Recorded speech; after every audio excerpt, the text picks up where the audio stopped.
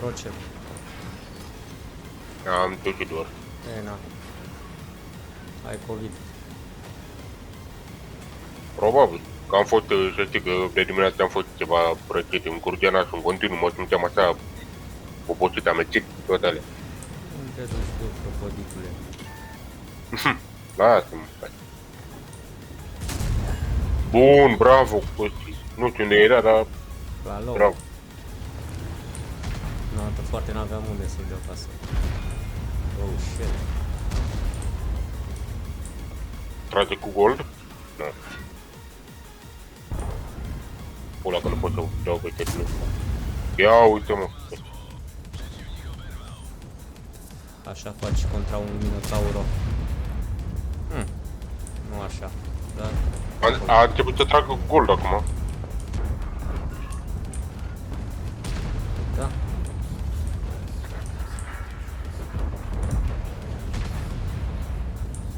Hai, țingește-te, hai. Hai cu tata. Hai, Gabriel. Știam că ai un coai în tine. Cam un coaie. Un coaie. Coai în tine. Acum. Voința de a face asta. Nu te gândi la altceva. Opa, vezi că mă pușcă un leopard dincolo.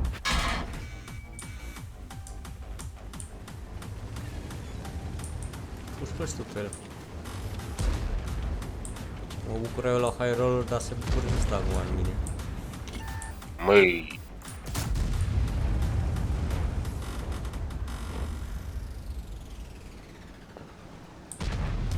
Acum, na. Aha, am văzut leopard.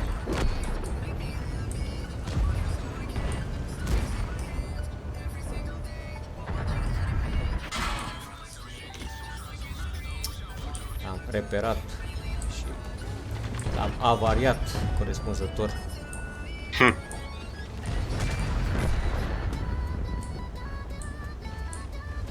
De uite cum stau șacalii aia.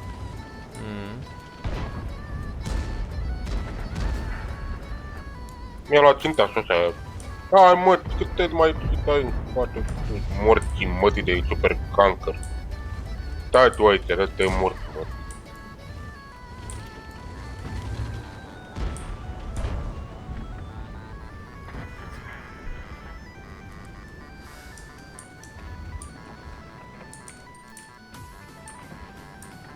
Am un minotaur mai bine pe aici sau? Sunt curios. Blindazul nu-i lovit, l-am lovit în jos. Nu-i lovit. Ia vei că intră CT2. Aia până la mine. Oh, ce noroc că Ausei că veni ăsta cu margine. Îi dădui 422 cu ăsta, cum îi spune, H-uri.